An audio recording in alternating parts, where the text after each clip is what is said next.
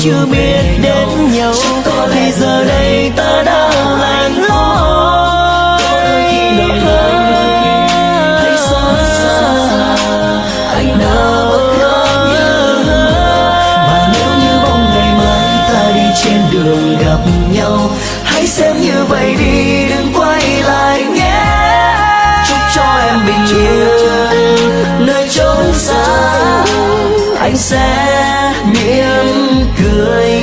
Chúc cho em bình yên nơi chốn xa, anh sẽ